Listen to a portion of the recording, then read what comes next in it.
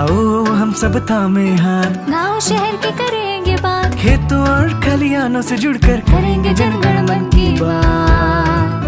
90.0 FM radio कर्मवीर सुन रहे हैं आप, रेडियो कर्मवीर जनगण मन की बात, रेडियो कर्मवीर हम हैं आपके साथ। रेडियो कर्मवीर जनगण मन की बात। नमस्कार दोस्तों, स्वागत है आपका रेडियो कर्मवीर 90.0 FM के कैरियर मंत्र कार्यक्रम में। और आज हमारे साथ हिंदी साहित्य के विषय में चर्चा के लिए जुड़ी हैं सुश्री सुरभि नामदेव जी। नमस्कार मैम, स्वागत है आपका रेडियो कर्मवीर पर। बहुत बहुत धन्यवाद मैम, सबसे पहला तो हमारा आपसे ये सवाल है कि हिंदी साहित्य का जो विषय है उस बारे में आप क्या कहना चाहेंगे?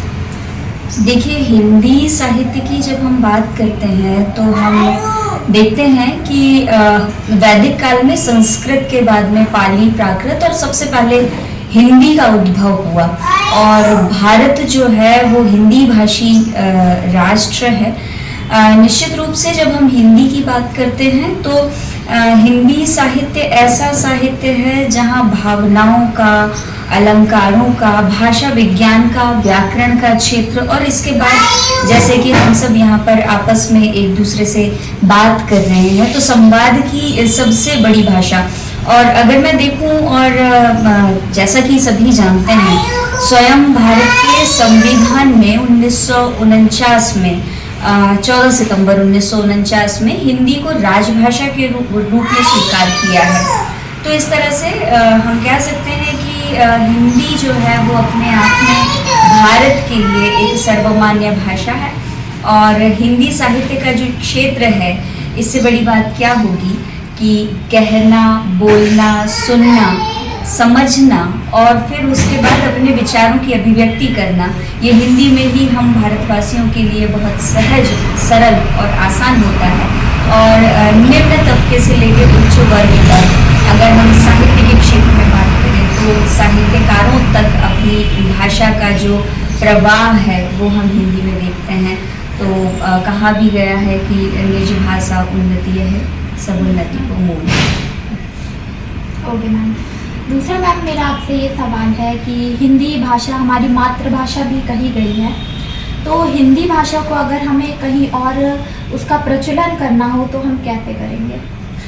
देखिए, भाषा कोई भी हो, कहते हैं प्रकृति और नदी अपने प्रवाह में बहती है और इन्हें अपने प्रवाह में ही आनंद आता है। हम किसी तरह का कृत्रिम बांध बनाकर इनके प्रवाह को रोकने के अलावा कुछ नहीं करते। अगर हम हिंदी का जो विकास है उसको देखें तो आज हम देखते हैं, जब हम पत्रकारिता के क्षेत्र में बात करते हैं, जब हम मानक हिंदी की बात करते हैं, तो हमने बड़ी उदारता के साथ में बहुत सारे भाषाओं के शब्दों को हिंदी में समाहित कर लिया है। जैसे कि ट्रेन को हम ट्रेन ही बोलते हैं, जैसे कि क्रिकेट को हम क्रिकेट ही बोलते हैं। तो बड़ी उदार भाषा है। और आपने कहा कि मातृभाषा है, तो माँ का गुण यही है कि वो अपने बच्चों के सभी संस्कारों को पोषित करते हुए उनकी आदतों के साथ में उनका पालन पोषण और उनका विकास सुनिश्चित करती है।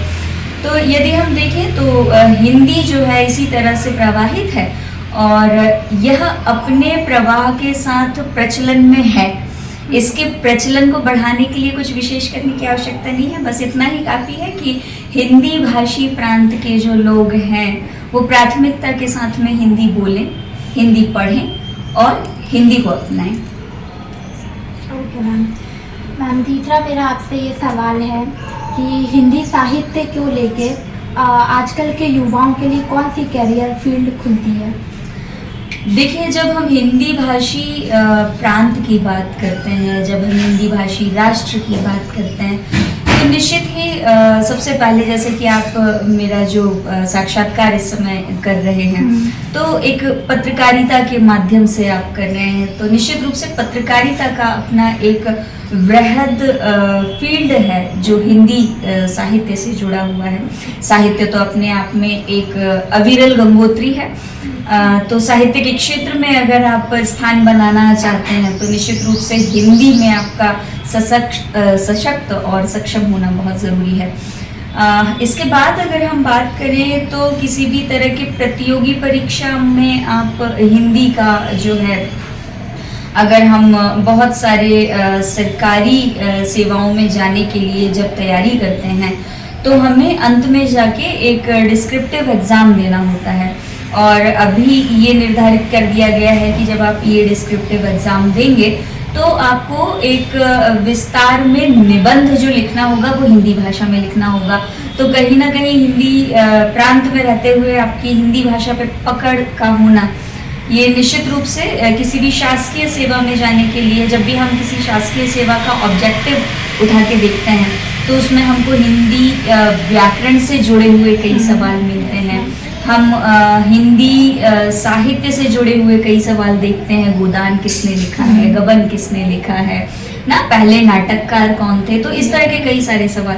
फिर हम जब बात करते हैं हिंदी क्यों और ज़रूरी है, तो जब हम यूजी लेवल पे पढ़ाई करते हैं कॉलेज में आके, तो आधार पाठ्यक्रम में हम हिंदी पढ़ते हैं। इसके अलावा जब हमारा हिंदी में रुचि जो है वो निर्धारित होती है तब हम हिंदी साहित्य में पीजी करते हैं, है ना। तो पीजी करने के बाद में आप सहायक प्राध्यापक, स्कूल में हिंदी के विशेष शिक्षक के रूप में आप आ सकते हैं। इसके अलावा आपने देखा होगा जनसंपर्क में राजभाषा अधिकारियों की कहीं सारी आवश्यकताएं जो हैं वो होती हैं। पत्रकारिता का क्षेत्र तो है ही, जिससे आप खुद भी यहाँ पर उपस्थित हैं इस समय।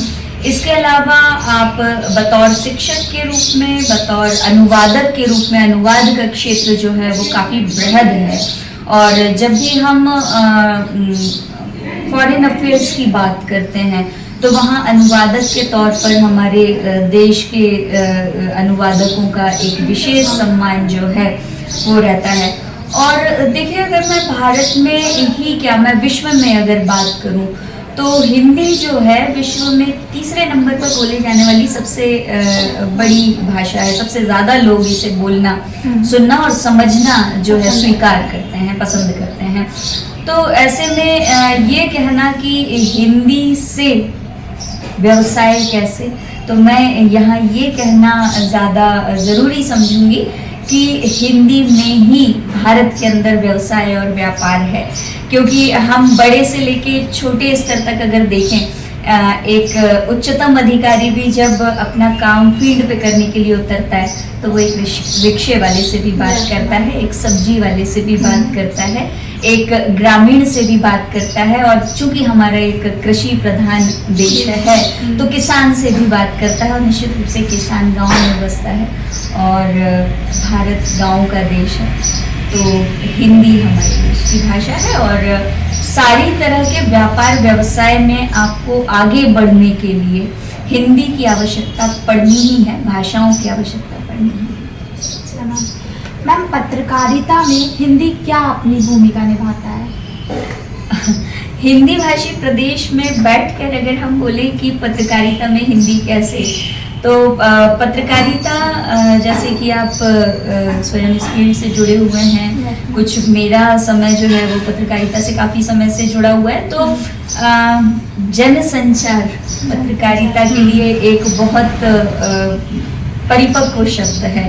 और जब हम जनसंचार की बात करते हैं तो जन सामान्य की भाषा वही पत्रकारिता की भाषा होती है। अखबारों में हम साहित्य की भाषा नहीं लिखते, अखबारों में हम रचना की भाषा नहीं लिखते, अखबारों में हम क्लिष्ट हिंदी नहीं लिखते, अखबारों में हम लिखते हैं जनता की भाषा, जन जन की भाषा, जो जन की चर्चा का विषय बने, उस भाषा का हम उपयोग करते हैं। तो हिंदी भाषी राष्ट्रों की, हिंदी भाषी प्रांतों की जब हम बात करते हैं तो वहाँ पे निश्चित रूप से पत्रकारिता में आपको न्यूज़ एंकर भी हिंदी में चाहिए, आपको रिपोर्टर भी हिंदी के चाहिए, आपको संपादक भी हिंदी समझने वाला चाहिए। और अगर आप किसी दूसरी भाषा के प्रांत में भी जाते हैं तब भी आप वहाँ हिंदी भाषी होने के साथ में बहुत सारे कामों को बहुत आसानी से कर जाते हैं। तो पत्रकारिता के क्षेत्र में कॉपी एडिटिंग से लेके विजुअलाइजेशन से लेके रिपोर्टिंग से लेके और एंकरिंग तक मुझे लगता है कि पत्रकारिता में हिंदी का अपना महत्वपूर्ण स्थान है। और मुझे लगता है भारत के अंदर सबसे ज़्यादा अगर स्कोप पत्रकारिता में है तो वो केवल हिंदी भाषा में है, बजाय किसी अन्य भाषा के। Okay ma'am. मैम, आपने हिंदी विषय का ही चयन क्यों करा? दैनिक भास्कर है वो इंटरनेट का समय है, बच्चे मोबाइल पे काफ़ी सारी चीज़ें जानते हैं। लेकिन आज से 10 साल पहले, आज से 20 साल पहले के समय की अगर मैं बात करूं तो हम लोग इस सुविधा से थोड़े से दूर थे, तो जानकारी का अभाव था। ऐसे में भटकाव बहुत था कि क्या लिया जाए और क्या नहीं लिया जाए। तो पत्रकारिता हमेशा एक जुनून होता है, और मुझे हमेशा टीवी के अंदर एक न्यूज़ एंकर को देख के लगता था कि ये टीवी के अंदर चले कैसे जाते हैं, क्या इनका घर टीवी के अंदर है। तो निश्चित रूप से जब ये चीज़ आई तो मैंने आफ्टर 12th तक मैंने मैथ्स साइंस से पढ़ाई की, और उसके बाद में जानकारी के अभाव में कह लीजिए या संचार सुविधाओं के अभाव में कह लीजिए, इंटरनेट जैसी फैसिलिटी के अभाव में कह लीजिए, फिर लगा कि नहीं, मैथ्स जैसी फील्ड के लिए या इंजीनियरिंग जैसी फील्ड के लिए हम नहीं बने। तो स्कूल में एक प्रोत्साहन मिला। स्कूल आपके करियर की शुरुआत करने की नर्सरी होता है, तो वहाँ से एक आपको प्रेरणा मिली, प्रोत्साहन मिला, मंचों पे कार्यक्रमों का संचालन करना, स्कूल में प्रार्थनाओं में सामने बैठ के और प्रार्थनाओं को कमांड करना। तो लोगों में एक दृष्टिकोण डेवलप हो गया कि आपके अंदर भाषा की अच्छी पकड़ है, आपका उच्चारण बहुत अच्छा है। और जब जैसे ही इस चीज़ को लोगों ने देखा, स्कूल के प्लेटफॉर्म पे देखा गया, तो इसे कह सकते हैं कि डेस्टिनी ये तय करती है कि आपको कहाँ जाना है। उस समय संपादक हमारे सिटी केबल के हुआ करते थे आदरणीय चंद्राकर जी, और उन्होंने अप्रोच किया कि आपको सिटी केबल पे जो है वो न्यूज़ रीडिंग करना चाहिए। तो वो एक जो मेरी जिज्ञासा थी कि टीवी के अंदर जाके समाचार कैसे ये लोग सुना देते हैं, तो वो जिज्ञासा मेरी वहाँ पे शांत हुई। और दूसरी चीज़, मुझे वहाँ पर एक नया कार्यानुभव मिला। तब ये मुझे समझ में आया कि इंजीनियरिंग जैसी फील्ड मेरे लिए नहीं है। इन दैट वे मैंने फिर ग्रेजुएशन जो किया वो जर्नलिज्म में किया, बैचलर ऑफ जर्नलिज्म।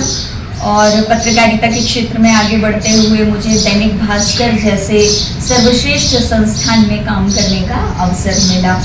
और न केवल काम करने का अवसर मिला, मैं ये कहना चाहूँगी कि सीखने का अवसर भास्कर में मिला। और जैसे जैसे भास्कर में आगे बढ़ते गए, ग्रेजुएशन के साथ ही मैंने भास्कर में अपने सिटी भास्कर रिपोर्टर के साथ में अपना एक ड्रीम और ग्लैमराइज करियर जिसको कहना चाहिए उसकी शुरुआत की थी। और काफ़ी अच्छा समय, मुझे लगता है कि मैंने जो कुछ भी सीखा वो पत्रकारिता की फील्ड में रह के सीखा।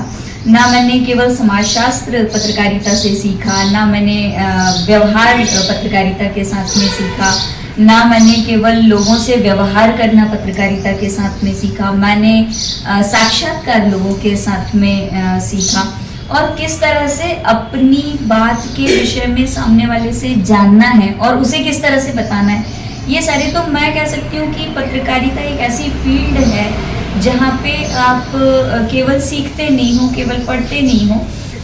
पत्रकारिता में आप अनुभवों से अपने चरित्र को, अपनी पर्सनालिटी को गढ़ते हो।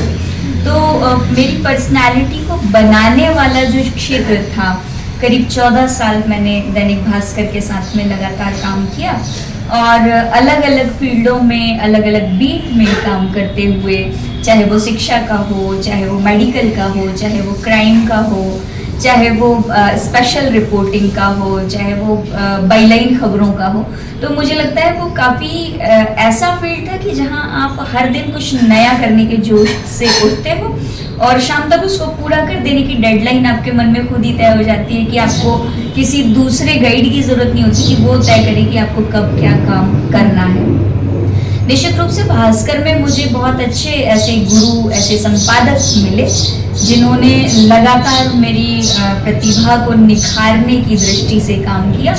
और लगातार जब उनके साथ में रह के पढ़ना और लिखना और खबरों पे काम करना और एक्सपोजर विजिट करना, इसके अलावा आप कह सकते हैं कि स्टिंग ऑपरेशंस करना, इन सारी चीज़ों में जब हम लोगों ने अप्रोच किया और हम लोगों ने देखा कि ये तो बड़ा रोचक है, पर ये करते करते करते जो फीडबैक आने लगे पब्लिक से, क्योंकि 14 साल एक लंबा समय होता है, एक दशक पूरा, तो लगता है कि फिर वहाँ पे आपको एक फीडबैक मिलने लगते हैं, ऑटोमेटिक फीडबैक आपको मिलने लगते हैं। और पत्रकारिता जो है वो परिवर्तन का दूसरा नाम है, हर दिन नया, हर दिन कुछ नया। आप एक चीज़ करके हमेशा स्टार नहीं बने रह सकते, हर दिन आपको कुछ नया करना है। अगर आपको स्टारडम चाहिए है पत्रकारिता में, आपको अपना नाम चाहिए पत्रकारिता में, तो वहाँ पर जो फीडबैक आते थे वो आते थे कि आप संस्कृति की रिपोर्टिंग बहुत अच्छी करती हो, आप साहित्य की रिपोर्टिंग बहुत अच्छी करती हो, आपकी साहित्यिक भाषा पे कमांड बहुत अच्छी है। तो आफ्टर ए लॉन्ग गैप 5 साल के एक लंबे अंतराल के बाद हिंदी के विद्वान हैं आदरणीय धीरेन्द्र शुक्ल जी, जो वर्तमान में OSD हायर एजुकेशन है, उनके मार्गदर्शन में मैंने फिर हिंदी साहित्य लेना और हिंदी साहित्य में PG करने का निर्णय जो था वो एक 5 साल के लंबे गैप के बाद मैंने लिया, जो जर्नलिज्म की पढ़ाई के बाद मैंने लिया था। तो फिर उसके बाद साहित्य की पढ़ाई शुरू हुई और साहित्य की पढ़ाई के शुरू होने के साथ में एक कैरियर की नई दिशा जो है पता चली। तो पत्रकारिता का जो कैरियर है वो जितने जल्दी शुरू होता है उसमें रिटायरमेंट की एज भी उतनी जल्दी होती है। तो मैं ये मानती हूँ कि पत्रकारिता ने जब आपको सिखाया है कि आपके अंदर नवीनता होनी चाहिए, तो एक रिपोर्टर रह के आप उम्र के 60 साल के पड़ाव तक नहीं जा सकते। और एक परिवर्तन आपको अपनी मानसिकता के साथ में बहुत जल्दी जो है वो स्वीकार करना चाहिए। तो मुझे लगा कि उस परिवर्तन का जो समय था, और मैंने पहले ही कहा कि डेस्टिनी आपको जहाँ ले जाना चाहती है वहाँ ले जाती है, तो फिर मुझे पता चला कि आप जब किसी विषय विशेष से स्नातकोत्तर की उपाधि करते हैं तो आप सहायक प्राध्यापक जैसे पद पे जा सकते हैं और ऐसे बहुत सारे बच्चों को तैयार कर सकते हैं जो पत्रकारिता की फील्ड में कुछ नया दे सकते हैं। क्योंकि आप निश्चित रूप से देखिए कि पिता से पुत्र ज़्यादा ज्ञानवान होता है, टेक्निकल नॉलेज उसके पास काफ़ी ज़्यादा होता है, निश्चित रूप से अनुभव के रूप में पिता के पास अनुभव ज़्यादा होता है, लेकिन टेक्निकल नॉलेज की अगर हम बात करें तो वो कहीं ना कहीं बेटे के पास में ज़्यादा है।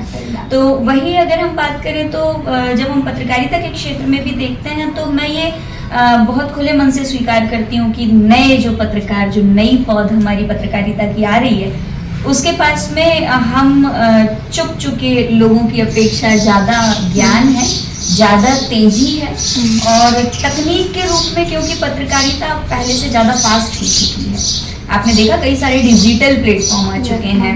अखबार का हम पहले 24 घंटे इंतजार करते थे, उसके बाद हम अखबार में खबर पढ़ते थे, और आज घटना घटती है और हम फ्रैक्शन ऑफ सेकंड में घटना के बारे में जान जाते हैं, चाहे वो देश या विश्व के किसी कोने में क्यों ना हो रही हो। तो मुझे लगता है कि उस जगह को छोड़कर नए लोगों को अवसर देना और अपने अनुभव को नए व्यक्तित्वों को गढ़ने का अगर आप सफल प्रयास करने में सक्षम हैं तो मुझे लगता है कि वो करना चाहिए। और मैं एक सहायक प्राध्यापक के रूप में मैंने अपने करियर को उस समय चुना जब मुझे लगा कि अब पत्रकारिता से विदा लेने का समय है, लेकिन पत्रकारिता में केवल उस जगह से विदा लेने का समय है जहाँ पर आपको फील्ड पे जाके रिपोर्टिंग करना है, जहाँ पे आपको संपादक के अंडर में काम करना है, जहाँ पे आपको किसी ब्रांड के अम्ब्रेला के नीचे काम करना है। आप जब एक बार पत्रकार बन जाते हैं तो मुझे लगता है कि आप आजीवन पत्रकार रहते हैं, और आप अपने स्तंभों के द्वारा, आप अपने आलेखों के द्वारा, आप अपने कई सारे कृतित्वों के द्वारा, आप देखिए पत्रकारिता का इतिहास उठा के बाला साहब ठाकरे, अटल बिहारी वाजपेयी जैसे बड़े नाम सामने आते हैं। तो इन्होंने जो है फ्रीलांस ही सारी चीज़ें करके और अपने आप को स्थापित किया है। तो निश्चित रूप से मुझे ये लगा कि अब जो समय है वो नए पत्रकारों को देखने का, उनसे सीखने का और उनको अवसर देने का समय है। तो मैंने अपने करियर की दिशा बदली और अब जो करियर है वो सहायक प्राध्यापक होने के साथ साथ, क्योंकि मैं पत्रकारिता से जुड़ी हूँ और पत्रकारिता मैं ये मानती हूँ कि एक तरह का जीन है, वो आपके ब्लड के अंदर होता है। तो जब वो आपके ब्लड के अंदर आ जाता है तो आप फिर पत्रकार से साहित्यकार बनते हैं। और निश्चित रूप से जिन वरिष्ठों ने मुझे पत्रकार बनाया, उन वरिष्ठों के शुभकामनाओं से, शुभेच्छाओं से, आशीर्वाद से साहित्यकारिता का जो अगला पड़ाव होगा, मैं उसकी दिशा में जाने का प्रयत्न जो है वो अपनी तरफ से पूरा करना चाहूँगी। धन्यवाद मैम। बहुत बहुत धन्यवाद। तो ये थी हमारे साथ हिंदी साहित्य के विशेषज्ञ सुश्री सुरभि नामदेव जी। के साथ जुड़े रहिए रेडियो करमवीर 90.0 FM, जो करता है जनगण मन की बात। नमस्कार।